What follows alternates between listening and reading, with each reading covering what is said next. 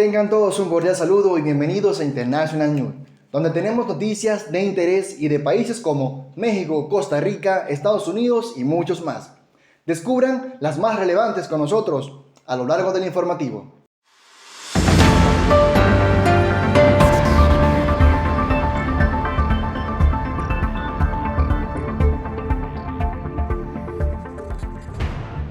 Estos son los titulares.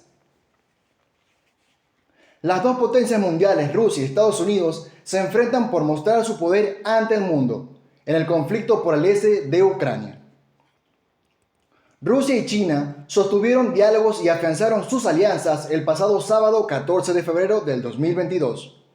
En las pasadas semanas, altos funcionarios de Kremlin han asegurado que el gobierno ruso podría desplegar tropas o activos militares en Venezuela y Cuba.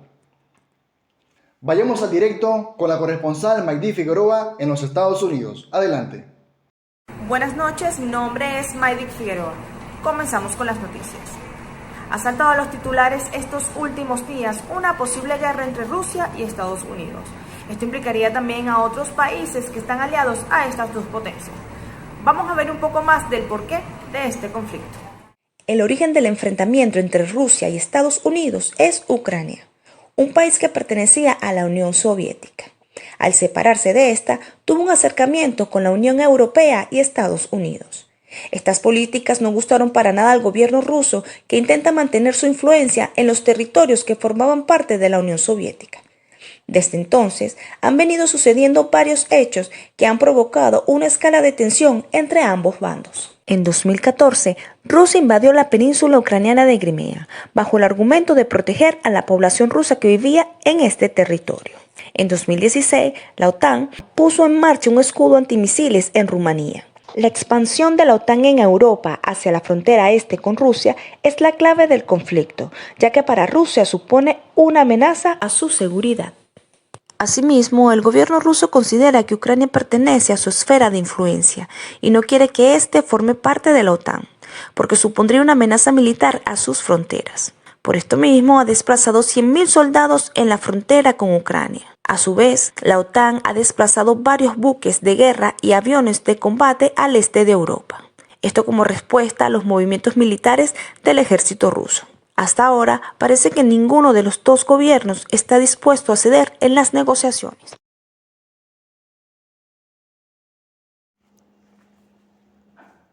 Adelante con el corresponsal Richard Pérez en Asia Oriental. Buenas tardes tengan todos. Les habla Richard Pérez del noticiero International News. Rusia y China firmaron nuevas alianzas políticas, sociales y económicas. Vladimir Putin, en horas de la tarde, junto con su homólogo chino, decidió alargar y extender los lazos de unión entre ambos países, que tienen la bandera socialista y cuentan con una larga historia de unidad. Por ende, se reafirmó el tratado de Moscú, que establece la paz entre ambos países, los cuales son países hermanos. Sin embargo, algunos estos ponen en tela de juicio esta unión y consideran que en cualquier momento puede acontecer una guerra entre ambos países por causa de ciertas tensiones recientes. Los lazos históricos entre ambos países se fortalecen por la ideología con que ambos cuentan. Sin embargo, el tiempo lo dirá todo. Les habló Richard Pérez para Noticias Internacional News. Muchas gracias. En Cuba, nuestra corresponsal Rosemary Pérez con más de noticias. Buenas noches, quien les habla Rosemary Paredes. Continuamos con el interés que mantiene Rusia en los países Venezuela y Cuba tras el conflicto que mantienen con Ucrania. La tensión en la frontera de Ucrania se ha movilizado a 10.000 kilómetros de distancia. Esto debido a que en las últimas semanas altos funcionarios del Kremlin aseguran que Rusia no dudará en trasladar activos militares a Venezuela y Cuba, poco después de que Estados Unidos y la OTAN movilizaran tropas militares a Ucrania debido al caso de una posible invasión rusa. Sergei Lavrov, viceministro de Relaciones Exteriores rusas, no descarta el despliegue militar desde su país a alguna de estas dos naciones latinoamericanas, en caso de que llegue a aumentar la presión diplomática. El embajador ruso en Caracas, Sergei Melik Bagdasarov, declaró en una entrevista que Venezuela no dudará en prestar ayuda tanto militar y técnica a su país si empeora el diferendo y el canciller ruso Sergei Lavrov declaró que el Kremlin reforzará su cooperación estratégica en Venezuela, Cuba y Nicaragua en todos sus ámbitos. Expertos también confirman mediante La Voz de América que Rusia solo busca presionar a Estados Unidos en una alianza simbólica con aliados antiestadounidenses en la región, pero que esto no irá más allá. Esto ha sido todo, volvemos al estudio. En otras noticias, el pasado jueves, el presidente de México, Andrés Manuel López Obrador, ha tenido que explicar sus propias palabras, luego de generar 24 horas antes una lluvia de comentarios de extrañeza en México y España. Tras una rueda de prensa matutina y más de 2 horas de intervención televisiva, el mandatario azteca afirmó que consideraba sano para ambos países hacer una pausa y distanciar las relaciones políticas económicas que se crearon en las 2 últimas décadas entre países españoles y los gobiernos mexicanos. Hacer una pausa que yo creo que nos va a convenir a los mexicanos y a los españoles, desde luego al pueblo de México y al pueblo de España. Pero su forma de expresarlo dio pie a muchos comentarios, pues una interpretación de lo dicho fue que estaba rompiendo relaciones con el gobierno español. Es debido a esta controversia que el presidente se vio en la obligación de matizar el comentario sobre pausar, dirigiendo sus críticas en específico hacia las empresas españolas presentes en el país azteca. Madrid respondió este jueves que rechaza tajantemente las declaraciones del presidente. El gobierno desea unas relaciones basadas en el respeto mutuo, como las quieren los españoles y los mexicanos, sin este tipo de manifestaciones, dijo en un comunicado el gobierno español el día jueves.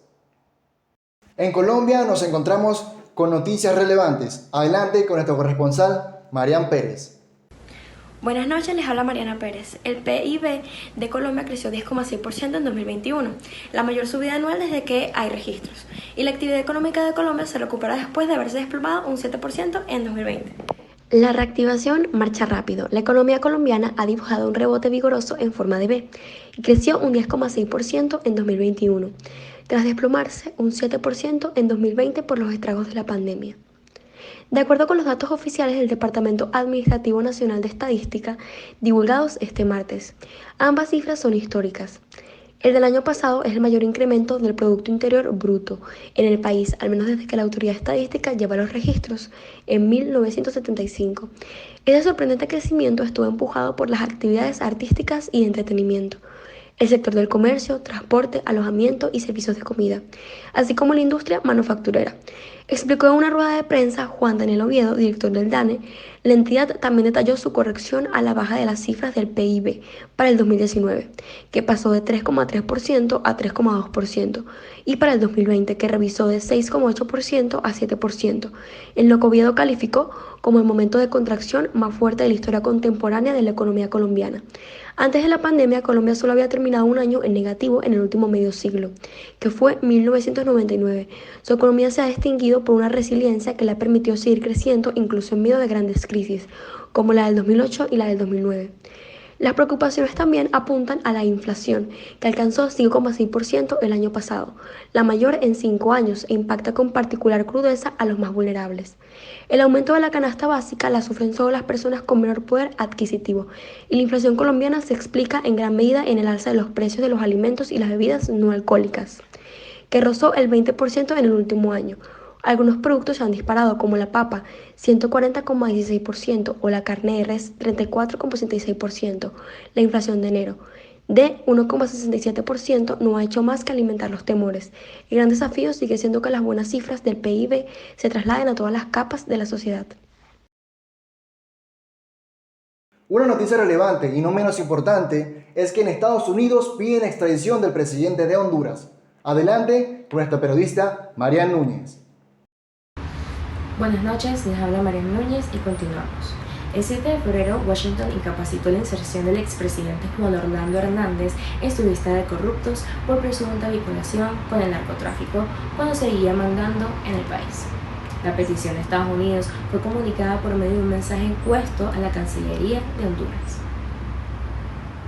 Según un secretario del Estado de Estados Unidos, relató que dicha inserción de Hernández fue causada por múltiples informaciones periodísticas que indicaron que estuvo involucrado en actos de importante corrupción y narcotráfico. Hace 2 años, la Fiscalía de Norteamérica acusaba al entonces presidente y otros políticos de haber aceptado sobornos para poder respaldar el tráfico de drogas en Honduras. A pesar de esto, el expresidente siempre ha negado tales vinculaciones con los carteles de su país y comenta estar asombrado con que Estados Unidos le niegue su visado. El defensor de Hernández ha pedido información a la justicia de Honduras para conocer si existe algún proceso judicial en su contra. En 2021, el hermano de Juan Orlando fue culpado en la ciudad de Nueva York a cadena perpetua por narcotráfico. La solicitud de Estados Unidos ha sido la primera desde que la nueva mandataria de Honduras asumiera el cargo. Y nos fuimos a la calle a recibir la opinión de los ciudadanos, quienes son testigos de la noticia día a día acá en International News. La situación entre Estados Unidos y Rusia se torna tensa y queremos saber qué opinan las personas y qué tan informadas están sobre el tema. ¿Está usted al tanto de la situación presentada entre Estados Unidos y Rusia por el control del este de Ucrania? Sí, correcto, sí. ¿Qué opina respecto al tema? Mira, esos son problemas entre dos naciones, porque son potencias buscando cómo invadir los espacios para cada uno, obtener riqueza de cada país, pues. Como lo tenemos aquí en Venezuela, que como bien sabemos Rusia también quiere meterse en Venezuela, al igual que Estados Unidos, China. ¿Está usted al tanto de la situación presentada entre Estados Unidos y Rusia por el control del este de Ucrania? Ajá, sí, me he enterado algo, ¿viste? ¿Qué opina respecto al tema? Bueno, mira, por lo menos son problemas entre unos países que ya han tenido inconvenientes consecutivos actualmente y ya ahorita es que está explotando eso, pues, ¿viste? Es mi opinión sobre eso, pues. Esperemos. La situación presentada en el Congreso respecto a la falta de respeto que tuvo los directivos de Rusia ante la gente de Ucrania, ¿qué opina respecto al tema? De esa falta de respeto para... Eso es lo que son unos abusadores y se creen más poderosos que todo el mundo, pues. ¿Está usted al tanto de la situación presentada entre Estados Unidos y Rusia por el control del este de Ucrania? Sí, bueno, lo poquito que sé te lo voy a decir. Vale, ayer me enteré por medio de una persona que hoy se estaban preparando para empezar a invadir hoy. Vale, ¿qué más? No estoy muy empapada en eso porque en realidad con las noticias de aquí de Venezuela no pongo los canales nacionales porque no nos dicen nada. Vale. Entonces, claro, ella por medio del Instagram y de todas esas redes sociales me ha comentado lo que está pasando y como está un poquito preocupada porque yo también me voy del país, entonces ella estaba un poco preocupada y me estaba manteniendo al tanto de lo que pudiese pasar hoy. No sé qué va a pasar hoy. Vale. ¿Está usted al tanto de la situación entre Estados Unidos y Rusia por el control del este de Ucrania? Bueno, es inevitable porque en todos los noticieros nacionales e internacionales están pasando esa noticia. Pero a la vez el foco, ¿por qué tiene que estar al 100% con una situación así?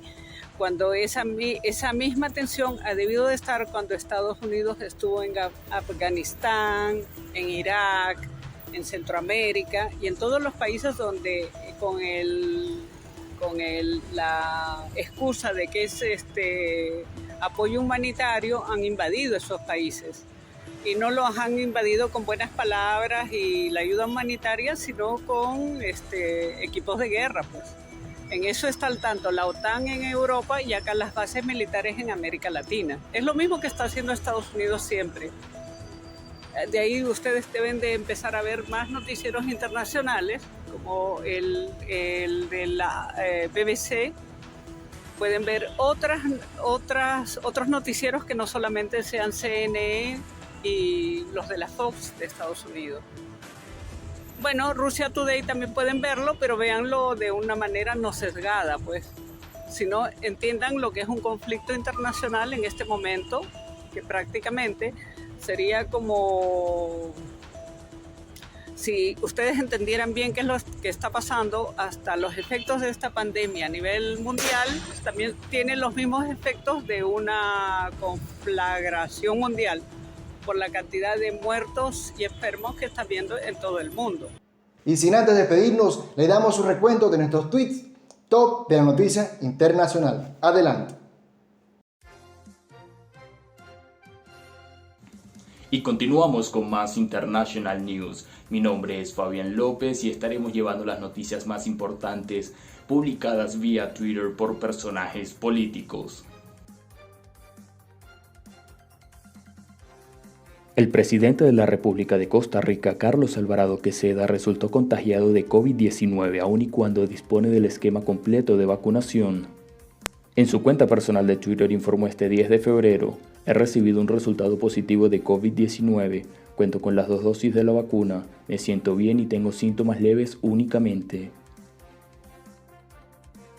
La vicepresidenta de los Estados Unidos, Kamala Harris, informó este 9 de febrero que los estadounidenses tienen derecho a estar seguros en sus trabajos, escuelas, universidades y lugares de culto.